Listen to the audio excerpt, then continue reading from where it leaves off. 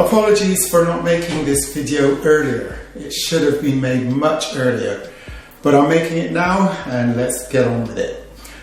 Silence is as important as sound when playing music. When playing the bass, there will be times when the oscillating string has to be stopped so that the note is not heard. The term we use is mute. So the sound that the strings made will have to be muted. And there are several ways to mute the strings whilst you're playing. I'm going to go through a few simple ones, and it's up to everyone to decide which works for them because it depends on many variables like the tempo of the piece that you're playing, how quickly the run of notes has to be executed, the strings that you're playing across, etc. One method is to use the right hand, any part of the right hand, usually the mount of Venus, to rest it on the string. So therefore, if I play a G note, which is the 3rd fret on the E string, I can rest just the last part of my mount of Venus, or just above my wrist, on the string. I can do that if I play C on the A string. I can do that if I play F on the D string, and so on. That is effective, but sometimes not convenient. It might be a momentary method where you can put it at certain places after a series of notes. Another method is to lift the pressure off of the string with your left finger that you're pressing against the fret. So if I press for the G and then I take the pressure off, the note stops. However, the problem with that method is, depending on the type of strings you're using and depending on your actual instrument, with this bass guitar that I'm using and the type of strings that I'm using, the thicker strings, there is an after small vibration.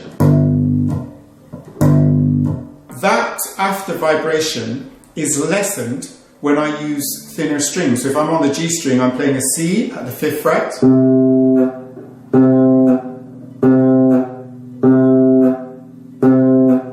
It's still there, but it's lessened because it's obviously high frequency and it's a thinner string. The other way is to use the thumb or finger that you use to pluck the string with the right hand and rest that back on the string that it was plucked. So therefore, I'm playing the G again on the E string. If I put the thumb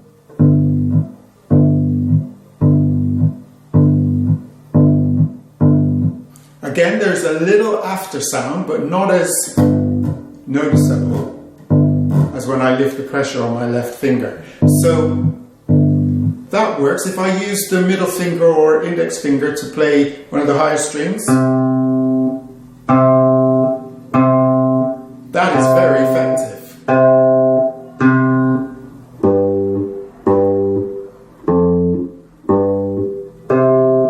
Okay, so that seems to be the most effective method so far. Each of these methods you have to be careful because sometimes you can introduce a percussive element to your playing. If you're doing slap bass, maybe you do want that percussive element. But right now we're talking about silence. So that is muting the sound of the string so that no tone is heard whatsoever. Whilst you're playing the bass guitar, another thing that you have to be careful of is sometimes the extraneous sound will come from a string that you are not exciting. Let me give you an example. If I play the D note on the G string and then I mute it, you can still hear a slight tone which is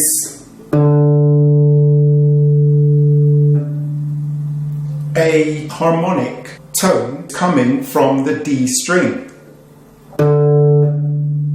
There it is. I had to mute the D string to stop that harmonic tone. So therefore, as we're playing, what we will become proficient at is sometimes muting the other strings that we're not exciting.